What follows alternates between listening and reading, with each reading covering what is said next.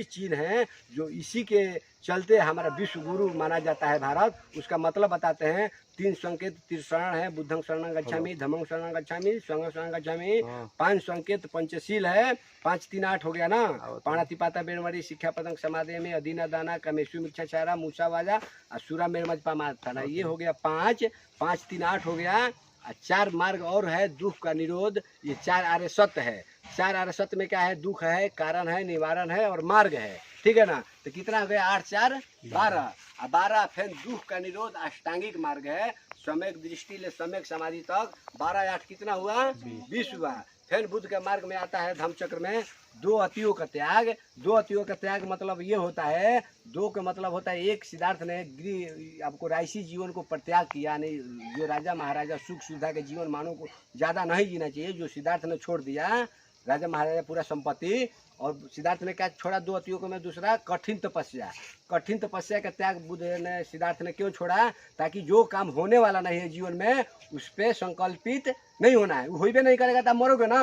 तो ऐसा काम को आप लोग को उद्देश्य नहीं लेना है, ऐसा काम को आपको संकल्पित होना है जो काम जीवन में सृष्टि में हो सके, वैसा ही संकल्प लेना है। ऐसा संकल्प न लेना ताकि आप मर जाओ, वो काम पूरा मत करो। तो जो लोग व्यक्ति 2 अतियों का त्याग करेगा उसका तीसरा मार्ग मिलेगा, उसको बोलते हैं मध्यम मार्ग, समझ गए। तीसरा रास्ता ऑटोमेटिक मिल जाएगा। और ये 22 हो गया ना 2 अतियों का त्याग। और 2 ये है, एक अनित्यवाद। अनित्य का मतलब सृष्टि में परिवर्तनशील है, क्षण क्षण में परिवर्तन होता है। इसके पहले 20 साल 30 साल पहले हम लोग बच्चे थे, फिर बड़ा हुए, फिर बड़ा हुए, फिर बड़ा हुए, समझ गए। जैसे धान रोपते हैं, अंकुर निकलता है, धान रोपते हैं ना, अंकुर निकलता है, फिर फसल होता है, फसल होकर फिर फलता है, फूलता है, तो समय लगता है ना। इसको क्या बोलते हैं? कोई अमर बन के धरती पे नहीं आता है, उसमें परिवर्तन होता है और परिवर्तन होने में समय लगता है। एक मार्ग है बुद्ध का अनित्यवाद और दूसरा मार्ग है अनात्मवाद। कितना हो गया? 22 2 24 हो गया ना। अनात्मवाद का मतलब होता है सृष्टि में, जीव में, जंतु में आत्मा नाम का कोई चीज नहीं होता है। क्यों नहीं होता है? आपको प्यास लगता है तो आप पानी मांगते हैं, आत्मा नहीं मांगते हैं। आपको ऑक्सीजन का कमी होता है, समझ गए, ज़्यादा सीरियस होता है तो आपको डॉक्टर के पास जाते हैं, तो आपको डॉक्टर क्या देता है? आपको सिलेंडर लगाता है।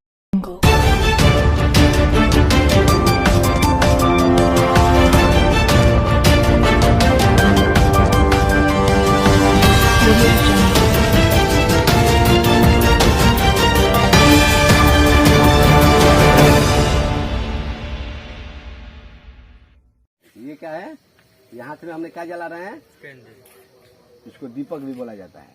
कैंडल कब है? जब तक ये जलता नहीं है, समझ गए। जल गया तो क्या हो गया? दीपक। तो तथागत बुद्ध ने मरते समय कहाँ इनका परिनिर्वाण हुआ था, कहाँ मरे थे जानते हैं आप लोग? नहीं जानते हैं ना। ये सब कुछ आप लोगों को जानना है। ये कहाँ मरे थे? कुशीनारा में मरे थे। गोरखपुर देवरिया का नाम सुने आप लोग? गोरखपुर देवरिया से 30-40 किलोमीटर पे कुशीनगर है, ठीक ना। उसको सही शब्द है कुशीनारा। वहाँ इनको परिनिर्वाण हुआ था, समझ गए, यानी मर गए थे। तो मर गए थे तो उनके प्रिय शिष्य का नाम आनंद था, ठीक ना। तो आनंद केवल आनंद ही प्रिय शिष्य नहीं थे, जितने उनके अनुयायी थे सब प्रिय शिष्य कहे जाते हैं, समझ गए। तो प्रिय चलिए नहीं बढ़ रहा है, मान लीजिए बढ़ रहा है, ठीक ना। तो वहाँ इनको परिनिर्वाण हुआ था। तो अपने शिष्यों से क्या बोलते हैं? अंतिम संदेश जानिए। 3 बात बोलते हैं। हे आनंद, क्यों रो रहे हो? अगर आपके हमारे घर में दादा परदादा मर जाते हैं तो सब लोग बिलख बिलख के रोने लगते हैं ना। तो दादा के विचार सुनते नहीं, दादा कुछ मरते मरते कुछ कहने वाले हैं, आप लोग सब से सुनते हैं ना, आना तो रोते हैं। अगर कुछ कहेंगे तो ध्यान से रोवाई बंद हो जाएगा, उनका बात को सुनने के लिए आप लोग प्रेरित हो जाएंगे। दुखी होंगे मगर उनका बात सुनने के लिए लगते हैं। तो यही तथागत वो जब मरने वाले थे उनके पूरे शिष्य लोग रोने लगे। तथागत आप नहीं रहेंगे तो हमको मार्गदर्शन कौन करेगा, क्या करेगा है? रोने लगे। तो कहते नहीं, रोने की जरूरत नहीं है। हे आनंद, आपको इतना मार्गदर्शन किया, आपको समझ में नहीं आ रहा है। आगे आइए माता जी, आइए। आपको समझ में नहीं आ रहा है मगर देखो हम 3 बात बताते हैं। जिस दिन आप लोग 3 बात अभी भी आप लोग जान जाएंगे ना तो सबसे बड़ा समाज सुधारक बन सकते हैं, सबसे बड़ा आप अमीर बन सकते हैं। तो क्या बोले थे? हे आनंद, आइए माता जी लोग आ रही है। हे आनंद अत दीपो भव। देखो ये दीपक जल रहा है ना, दीपक। बुद्ध ने दीपक को क्या संदेश दिया? हे आनंद अत दीपो भव। इसका मतलब होता है आप अपना दीपक स्वयं बनिए, अपने प्रकाश से प्रकाशित हो। अपने प्रकाश से प्रकाशित हो रहा है ना जी, बढ़ रहा है ना। इसमें क्या है, ईश्वर खुदा गाड के मर्जी से बढ़ रहा है, तो इसमें क्या है, कैसे ये बढ़ रहा है, आखिर बढ़ने के पीछे कारण क्या है, आप लोग बताइए, क्यों बढ़ रहा है। ये हाथ में क्या है हमारा माता जी, बताइए आप। सलाई। सलाई भोजपुरी भाषा में बोला जाता है, हिंदी भाषा में क्या बोलते हैं, सही शब्द है इसका माचिस, समझ गए। ये तो कृत्रिम माचिस है ना, कृत्रिम माचिस है, ठीक है। मगर सजीव माचिस आप लोग के अंदर कहाँ है, ये जानिए। जब तक ये नहीं जानेंगे तो ज्ञान नहीं खुलेगा। सृष्टिकर्ता है कौन, ये दीपों को, ये आप इसमें कोई ईश्वर खुदा गाड बैठा हुआ है तो जल रहा है, कैसे जल रहा है, ये आप लोग को समझना है। जब तक सृष्टि के भेद को नहीं जानेंगे तब तक देश में परिवर्तन नहीं होगा, समझ रहे हैं। तो ये दीपक जलता है, देखो इसमें क्या है, तेल और बाती नहीं है। अगर तेल और बाती नहीं रहेगा तो ये जलेगा, समझ गए। तो ये है कृत्रिम माचिस, आप लोग हैं सजीव माचिस। अपने अंदर माचिस देखिए तो कौन है, इसके बीच में कोई माँ बैठी है, माचिस इतना बीच में, कहीं ना कहीं माँ के रूप यहाँ पर है। माँ कोई है, देखो माँ नहीं है, इधर बैठी नहीं है, माँ नहीं है, इनको माँ नहीं कह सकते, दादी माँ कह सकते हैं ना। तो ये है माँ, आप लोग क्या है, इनके चीज हैं। चीज के मतलब दादा होता है, माँ का मतलब पिता हो, दूसरा चीज कहेंगे तो पिता ही होगा ना। स्त्रीलिंग के पुल्लिंग क्या होगा, बहू कहेंगे तो बेटा होगा, माँ कहेंगे तो पिता होगा, दादी माँ कहेंगे तो दादा होगा ना। माँ प्लस चीज, देखिए ये क्या है, माचिस। तो माचिस एक है तो दो है, एगो नहीं है। आपका जन्म एक से हुआ है तो दो से हुआ है, आपको जन्म कौन दिया है, आपका जन्म माँ के पेट से हुआ तो बाप से पेट से हुआ। माँ तो माँ सीनियर हुई ना, अगर बाप नहीं रहेंगे तो आपका जन्म होगा। तो एक से बना तो दो से आपका शरीर बना है। माता पिता जब तक नहीं रहेगा तो आपका जन्म, यानी सृष्टिकर्ता एक है तो दो है, सृष्टिकर्ता है ये नहीं है, एक नहीं होता है। सृष्टिकर्ता एक नहीं है, क्या है, दो है। देखो ये आवाज कहाँ से आ रहा है, ईश्वर खुदा काट ला रहा है, कौन ला रहा है, आप लोग बताइए। दो आत्मा का होता है। आज का कार्यक्रम बुद्ध धम्म देशना का कार्यक्रम आज जो है यहाँ पर आयोजित किया गया है, और ये जो है हरिनारायण राम जी के द्वार पर, और आप सभी यहाँ पर आमंत्रित हैं। और इस कार्यक्रम को आगे लेकर चलते हैं। भंते जी जो है पंचशील जलाएंगे, ये दीपक जलाएंगे, इसके बाद जो है आगे का कार्यक्रम होगा।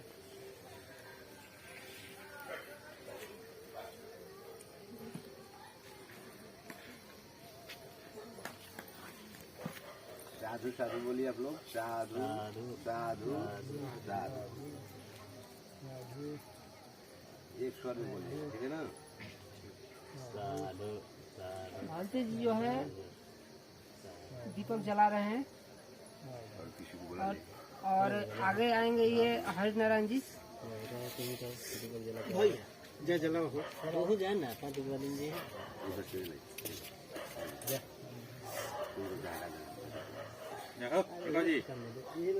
जो बुजुर्ग लोग हैं, जो बुजुर्ग हैं बोलिए, एक बच्चा, अंतिम एक बच्चा भी आ जाए, बच्चा भी आ सकता है।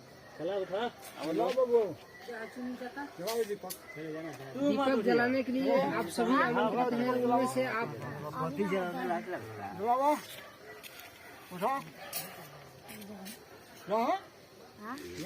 साधु साधु साधु। आइए आइए आप।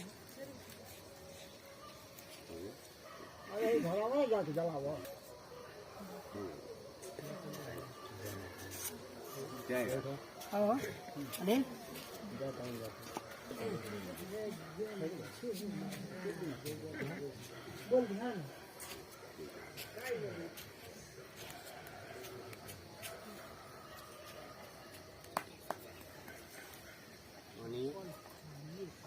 साधु साधु साधु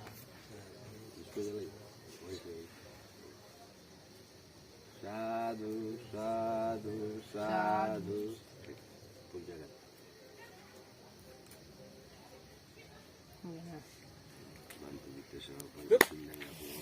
भांति जी तृष्णा और पंचशील देंगे आप लोगों को।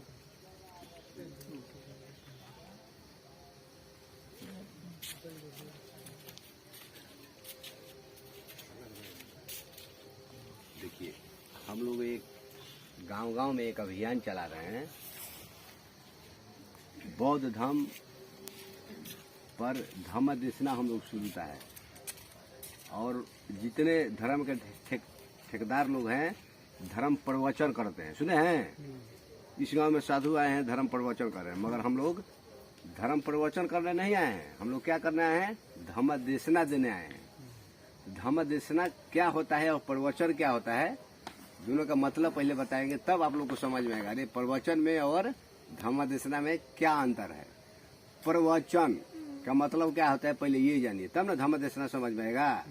प्र मतलब होता है पराया, वचन मतलब क्या होता है? वचन मतलब आवाज, यानी पराये लोगों की सुनी हुई बात को बोल देना, समझ गए? किताब में पढ़ी हुई बात को बोल देना, मोटे मोटे ग्रंथ में लिखी हुई बात को बोल देना, पढ़ देना, भाई याद करके बोल देना, वो क्या हो गया? प्रवचन। उससे आपके जीवन में उससे कोई मतलब नहीं आता है। जीवन में सीखने का कोई मौका नहीं मिलता है। तो क्या होता है? प्रवचन होता है, जो व्यवहारिकता ज्ञान नहीं देता है। वो थ्योरी में ज्ञान देता है, हवाई महल बना सकता है, मगर फाउंडेशन पर आपको प्रैक्टिकली करके नहीं देखा जाता है, नहीं दिखाता है। उसका मतलब वो क्या होता है? प्रवचन। मगर आज हम लोग क्या करना है? प्रवचन करने नहीं आए हैं, हम लोग धम्म देशना देने आए हैं। धम्म मतलब जीवन जीने की कला, देशना, देशना का मतलब होता है देश। देश मतलब क्या होता है? एक क्षेत्र, ये भी एक क्षेत्र है ना। थाईलैंड में जाएंगे तो उसका क्षेत्र अलग है, नहीं? जापान में जाएंगे तो उसका क्षेत्र अलग है। बिहार में हम लोग हैं तो इसका क्षेत्र अलग है ना? मगर महाराष्ट्र में जाएंगे तो उसका क्षेत्र अलग है। तो देश के मतलब होता है देश, यानी देश, समझ गए? क्षेत्र, उस क्षेत्र में क्या है? देशना मतलब देश काल परिस्थिति के मुताबिक जो हमारे समाज में दुख है, कष्ट है, उसको जो दूर करता है, समझ गए? जो आपके अंदर कष्ट है, जो आपके अंदर दुखदाई है, समझ गए? उसको जो दूर करता है, जो अच्छा मार्गदर्शन करता है, उसको क्या बोला जाता है? धम्म देशना किया जाता है। तो आप लोग को बौद्ध धर्म के रीति रिवाज से मतलब रीति रिवाज के मुताबिक आप लोगों को तीसरा और पंचशील दिया जाएगा। तीसरा पंचशील क्यों दिया जाएगा? ये एक नैतिक जीवन जीने की कला है। अगर तीसरा पंचशील अगर आप ग्रहण नहीं करेंगे तो आप लोग भटक जाते हैं, अपने मन का जो मन में आता है वही काम करते हैं। मगर तीसरा पंचशील आप लोग ग्रहण करके और जीवन में उतारेंगे ना, तो आप एक अच्छा मानव बन सकते हैं, समझ रहे हैं? एक अच्छा इंसान बन सकते हैं। मानव को मानव बनना बहुत कठिन है। लोग इंसान के तो रूप ले लेते हैं, मगर इंसानियत अपने आप को नहीं दिखाते हैं। मानव को जीवन जीना चाहिए कैसे। तो बौद्ध धर्म के रीति रिवाज से क्या होता है? आप लोगों को वंदना करने के लिए सिखाया जाएगा। इसको तीसरा पंचशील वंदना बोला जाता है। तो वंदना कैसे किया जाता है? अभी तक आप लोग पूजा पाठ घर में कैसे करते हैं वो आप जानते हैं। हिंदू धर्म के रीति रिवाज कैसे किया जाता है वो आप जानते हैं। मगर आज हम लोग हिंदू नहीं है। हम लोग हिंदू है तो मानव है? आप लोग बताइए, हिंदू है तो हिंदू का ना, अगर हिंदू है या मानव है? आप लोग उत्तर दीजिए। हिंदू नहीं ना है। अगर हिंदू रहते तो पूछते आपका बाल कौन सा हिंदू है, नाक हिंदू है, कान हिंदू है, एक भी एग्जाम्पल देंगे? नहीं। मगर मानव का अनेकों प्रकार का साक्ष्य है। आप मानव हैं, पैखाना से जांचा जा सकता है, थूकिएगा तो जांच सकते हैं, चलिएगा तो उसको एग्जाम्पल देंगे नहीं, ये मानव का ही पैर का निशान है, समझ गए? तो बौद्ध धर्म के रीति रिवाज के मुताबिक आप लोगों को वंदना कैसे करना चाहिए, तीसरा पंचशील कैसे लेना चाहिए। आप लोग 2 घुटने पे हो जाइए। जिनके पैर में दर्द होगा वो तो नहीं होंगे, ठीक ना? और आगे आइए, पीछे वाले लोग और आगे आइए। जो घुटने के बल पे बच्चे लोग बैठेंगे कैसे बैठे जाते हैं मालूम है? ये घुटना करके बैठिए तो थोड़ा सा बैठ जाए ऐसे। हाँ बैठिए, ठीक है। हाँ सब लोग ऐसे बैठेंगे, जिनको पैर में दर्द है वो वैसे ही बैठेंगे। बैठिए आप लोग को पैर में दर्द नहीं ना है? हाँ देखिए क्या करना है, हम जैसे बोलेंगे वैसे चलिए, हम जैसे करेंगे वैसे देख के थोड़ा सा अभी देखिए। नकल कौन करता है? जिसके अंदर अक्ल होता है। अगर अक्ल ही नहीं है तो नकल करने भी वो भी फेल कर जाएगा। तो अभी हम लोग को अभी क्या कर सीखना है ना, तो सीखने में थोड़ा सा अक्ल लगाना है। अक्ल के आधार पर नकल करने आ जाएगा। तो कैसे मैं करूंगा वैसे आप लोगों को करना है। जैसे मैं बोलूंगा वैसे बोलना है। यहाँ हाथ करना है, ठीक है ना? यहाँ करना है और नीचे धरती पे देना है। हाथ दीजिए, बोलिए बुद्धं नमामि। सिर को झुकाइए, पूरा झुकाइए, पूरा नीचे नीचे। हाँ, फिर ऊपर उठाइए, लीलार पर लाइए, यहाँ लाइए। बोलिए धम्मं नमामि। फिर ऊपर कीजिए, संघं नमामि। नीचे उठ, मैं जैसे बोलूंगा वैसे आप लोगों को बोलना है, ठीक है ना।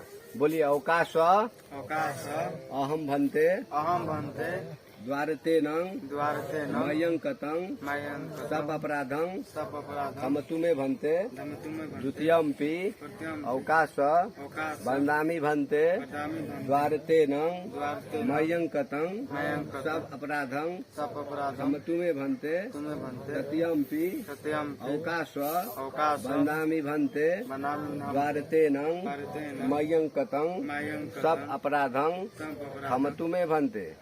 बोलिए अवकाश अहम भन्ते त्रिशरणेन सह पंचशीलं धम्मं याचामि अनुग्रह कृत्वा शीलं देतमे भन्ते द्वितीयम्पि अवकाश अहम भन्ते त्रिशरणेन सह पंचशीलं धम्मं याचामि अनुग्रह कृत्वा शीलं देतमे भन्ते तृतीयम्पि अहम भन्ते त्रिशरणेन सह पंचशीलं धम्मं याचामि अनुग्रह कृत्वा शीलं देतमे भन्ते।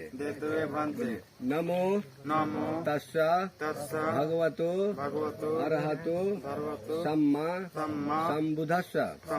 नमो तस्स भगवतो अरहतो सम्मा सम्बुद्धस्स। नमो तस्स भगवतो अरहतो सम्मा सम्बुद्धस्स।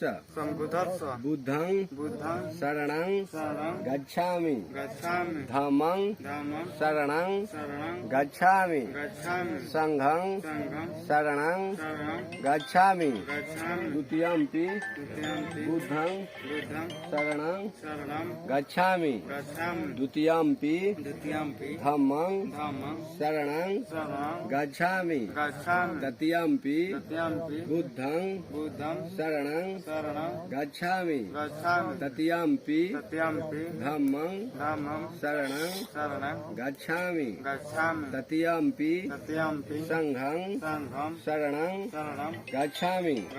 पाणातिपाता वेरमणि शिक्षापदं समादयामि अदिन्नदाना वेरमणि शिक्षापदं समादयामि। कामेषु मिच्छाचारा वेरमणि शिक्षापदं समादयामि। मुसावादा वेरमणि शिक्षापदं समादयामि। सूरामेरमज पमादठाना वेरमणि शिक्षापदं समादयामि। बोलिए साधु साधु साधु। बोलिए बुद्धं नमामि धम्मं नमामि संघं नमामि भीमं नमामि। ठीक है, आप लोग अच्छे से बढ़ जाइए, ठीक है ना। आप लोगों को देखिए, हम लोग अपने बाप को और अपने दादा को दादा कहेंगे ना। अपने बाप को बाप ना कहिएगा और दूसरे के बाप को बाप कहिएगा। पहले किसको कहना है? पहले अपने बाप को बाप कहना है, अपने दादा को दादा कहना है, तब न दूसरे को कहना है या नहीं कि वो तो बात के बात है। सबसे बड़ी सुधार अपनी सुधार। अपने घर में हम लोग झाड़ू नहीं लगाएंगे तो दूसरे घर में झाड़ू लगाने के लिए कहिएगा? कहेगा ना, जाओ ना पहले अपने घर के झाड़ू पहले जाके साफ करो, कचरा तुम्हारे घर में लगा है तो हमको आके बुद्धि सिखाता है। समझ गए? तो हम लोग को क्या करना है, ये आप लोगों को ये संस्कार बताए। वंदना करने का नियम, वंदना करने का जो नियम आपको बताया गया, ये आप लोगों को सुबह और शाम अपने घर में पूरे परिवार के बीच में करना है। एक हो तो एक भी चलेगा, दो है तो दो चलेगा, 5 है 10 है, जितने लोग हैं आप लोग को ये संस्कार तीसरा और पंचशील। अब देखिए, अपने बाप को बाप क्यों कहना है? इसलिए कि अभी तक हम लोग जितने अभी तक पूजा पाठ किए हैं ना, किसी के आगे माथा अगर टेकाए है ना, नमस्ते किए है ना, समझ गए, नमन किए है ना, अभी तक हम लोग काल्पनिक चित्रों को किए हैं। वो हमारा दादा परदादा नहीं लगते हैं। आपका दादा कौन है, आपके परदादा कौन है? संत रविदास जी है ना, मानते हैं तो नहीं? बाबा साहब को मानते हैं तो नहीं मानते हैं? समझ रहे हैं? तथागत बुद्ध आपके पूर्वज थे तो थे। अपना पूर्वज कितने लोग हैं ये जानिए, ये सब तो बताना नहीं चाहिए, तब वो बताते हैं। जितने अपने SC ST OBC और माइनॉरिटी हमारे लोगों को शूद्र बता दिया। शूद्रों को 6743 जातियां में बांट दिया, जैसे चमार, दुसार, डोम, मुसहर, कोयरी, कुर्मी, समझ गए, लोहार, कोहार, कमकर, ये सब जितने भाई हैं, इनके महापुरुष को अगर फोटो है तब तो हम नमन करेंगे। अगर इतने लोगों में 6743 जातियां में अपने लोगों का अगर चित्र नहीं है तो उसको हम नमन नहीं करेंगे, उस पर विचार करेंगे, नमन करेंगे, ऐसा नहीं है। मगर उसको उसके बारे में पहले अच्छी तरह से जानेंगे तब तो नमन करेंगे। अगर उसके बारे में जानते ही नहीं है तो उसको मानने की क्या जरूरत है? तथागत बुद्ध क्या बोले हैं, मेरे बात को इसलिए मत मानो कि मैं कहता हूँ, अभी मैं कहता हूँ, मेरे बात को आपको नहीं मानना है, बल्कि मेरे बातों को अपने बुद्धि के तर्क के कसौटी पर परखिए। अगर आपकी बुद्धि स्वीकार करती है तो उसको मानिए, न तो इससे अच्छा मार्ग को खोजिए, बैठिए मत। हम मान लीजिए आपको आके गलत बात बता दे, दिशा भूल कर रहे हैं ना, तो आपको बैठना नहीं है, इससे अच्छा मार्ग खोज के दिखाना है। तो ऐसा मार्ग खोज के दिखाना है जो आपके व्यवहार में आना चाहिए। जो चीज व्यवहार में नहीं आता है उसको नहीं मानना है, और जो चीज व्यवहार में आ गया करके देख लिए तो उसको मानना है। आप बताइए, आपको पानी H2O का नाम सुने है ना? जल का निर्माण कैसे हुआ? H2O से। H2O को मिलाइएगा तो पानी मिलेगा, तो पानी पीजिएगा तो आपको, पानी पीजिएगा तो आपको सुकून मिलेगा ना। अभी धूप के दिन आने वाला है, आपको दोपहर में पानी नहीं दीजिएगा तो गाला सूख जाएगा। तो गाला तो देखिए, तो गाला सूखेगा तो आपको पानी चाहिए ना। तो कहते हैं तो पानी आपको गाला फिर सूखने से रोकता है। कौन कर रोकता है? पानी रोकता है। तो पानी रोकता है तो आपको पानी चाहिए ना। तो पानी को कब तक नहीं मानिएगा? जितना भी पूजा पाठ करिए, माथा पटक लीजिए किसी के देवी देवता के सामने, किसी भगवान के सामने, आपको गला सूखा हुआ है, आपको छोड़ दो, खत्म हो जाएगा जब तक पानी नहीं पीजिएगा दोपहर में। तो आपको पानी को पहले मानना है, पहले पूजा नहीं करना है, समझ गए? सबसे बड़ी सुधार अपनी पूजा पाठ का मतलब क्या होता है? पू यानी पूरी, जा यानी जानकारी, पाठ मतलब होता है लेसन। पाठ का मतलब क्या होता है? लेसन इंग्लिश में बोलते हैं, हिंदी में विषय बोलते हैं, चैप्टर बोलते हैं, समझ गए? तो हम लोग को पूरी जानकारी रखना है। हम नहीं कहते हैं आप इनको पूजा कर लीजिए, इनको भी पूजा पाठ करना है, इनको नमन करना है, तो इनके बारे में हम तो कहते हैं पहले जान लीजिए तबे नमन कीजिए, न तो नत कीजिए, समझ गए? अभी तक आप लोग किसी को पूजा कीजिए घर में फोटो लगाकर, मूर्ति लगाकर, हम माना नहीं करेंगे, किसी को भी लगाइए, मगर उसके बारे में पहले अच्छी तरह जान लीजिए तब तो उसको नमन करना है। अगर आपका पूर्वज है, अगर आपके कुल खानदान के लोग हैं, अगर उसके बारे में भी नहीं जानते तो थोड़ा चलेगा, नमन करना जरूरी है। इसलिए कि हमारे दादा है, परदादा है, अपने दादा परदादा को नमन नहीं करेंगे? आप नहीं करेंगे, हम नहीं करेंगे तो कौन करेगा? एक ब्राह्मण का बेटा करता है क्या आपको नमन? एक दादाजी यहाँ बैठे हैं ना, अभी आप ब्राह्मण के छोकरा आएगा तो ये उनको नमन करेंगे, भाऊ उनके थोड़ा बाप आएगा तो ये नमन तुरंत करेगा, अरे महाराज जी आए हैं, पंडित जी आए हैं। मगर एक 10 साल का ब्राह्मण के बेटा का दादा को नमन करता है? और एक एग्जाम्पल बताते हैं, हम ज्यादा आलोचना करने किसी को नहीं आए हैं, मगर सत्य बात को बताना जरूरी है। सत्य परेशान होता है मगर पराजित नहीं होता है। आपके पोता को हम शंकराचार्य बना देते हैं, मान लीजिए, हैं तो शंकराचार्य बना लेते हैं, इसको बना देते हैं, इसको भी पूजा पाठ इसको कराने आ जाएगा बहुत बड़ा है। एक ब्राह्मण के बेटा और बेटी के घर में शादी लगा हुआ है, इस बेटा को पुरोहित मानने के लिए तैयार है? इस बेटा को बुलाएगा संस्कार कराने के लिए? तो जब वो आपको बेटा को पुरोहित मानने के लिए, गुरु मानने के लिए तैयार नहीं है, संस्कार कराने के लिए, तो हमारा जो समाज है, बहुजन समाज, जो मूल निवासी भी कहा जाता है, वो अभी तक अपने घर में तब ब्राह्मणों को क्यों बनाता है? जब वो हम अपने घर में उसको हमको संस्कार करने के लिए नहीं बुलाता तो हम उसको काहे कहते बुलाएंगे? समझिए, अगर वो बुलाता है तो विचार किया जाएगा, उसको भी बुलाया जा सकता है, बुलाना है नहीं बाकी जा सकता है, बुलाया जा सकता है, मगर वो हमको पहले बुलाए, तो जब नहीं बुलाता तो उसको हम काहे अपने घर में बुलाएंगे? समझ रहे हैं? ये सब आप लोगों को थोड़ा सा दिमाग को फ्रेश करने के लिए क्या सही है क्या गलत है पहले सोचिए, सोचने के बाद उसको जीवन में उतारिए। अगर जीवन में आ गया तो मानना है, अगर जीवन में उतारना है, अगर नहीं आता उसको नहीं मानना है। जीवन में उतरना है। ब्राह्मण को बेटा को, एक चमार को बेटा को, एक दुसाद को बेटा को, एक भंगी के बेटा को ब्राह्मण अपने घर में बेटा बेटी की शादी के लिए उसको निमंत्रण करता है, तब तो मान लेना है, ठीक है, बढ़िया कर रहा है। अगर नहीं मानता है तो कैसे करता है? अरे समझ में यानी कहीं भी जाइए तो हमको बराबर का अधिकार मिलना चाहिए, तब तो वहाँ हम उसको बात को सहमत करेंगे। अगर ऊंच नीच के जहाँ बात आता है, मतभेद बात होता है, अंधविश्वासी बात आता है, उसको हम लोगों को नहीं मानना चाहिए। अब अपना हम देशना शुरू कर रहे हैं, इसलिए कि अभी तक हम लोग नमन किए, वंदन किए, बुद्धंग नमामि, धम्मंग नमामि, संघंग नमामि, ये कोई पूजा पाठ नहीं है। इसका मतलब क्या होता है, जितना हम बोले और उतना ही आप बोले, उतना ही बोले ना, मगर इसका मतलब आप लोग को समझ में आया भांते जी ने क्या हमसे बुलवा दिया। जैसे ब्राह्मण लोग अपने भाषा में पूजा पाठ में संस्कृत भाषा बोलता है ना, कितने लोगों को समझ में आता है बताइए? नहीं आता है ना। तो अगर उसका मतलब अगर बता दे तब तो समझिए हाँ ठीक बात बताता है, मगर उसका मतलब वो खुद नहीं जानता है, समझ गए? मगर आज हम जितने कौन सा भाषा में बोले? संस्कृत भाषा में नहीं बोले, हम कौन सा भाषा में आप लोग को बोले? पाली भाषा में, हिंदी में नहीं बोले, पाली भाषा में बोले। पाली भाषा में बोले मगर आप लोग को समझ में नहीं आया होगा। ये जानते होंगे, सुनते होंगे बुद्धंग शरणं गच्छामि, यही जानते हैं, मगर इसका सही इसका मतलब क्या होता है ये आप लोगों को अभी जानकारी नहीं है। तो मगर इसका आप लोगों को एक शब्द तोड़ के बता देना ही मेरा ये जीवन का सफल है, समझ गए? थोड़ा सा आप लोग ध्यान सब सुनिए, इसलिए कि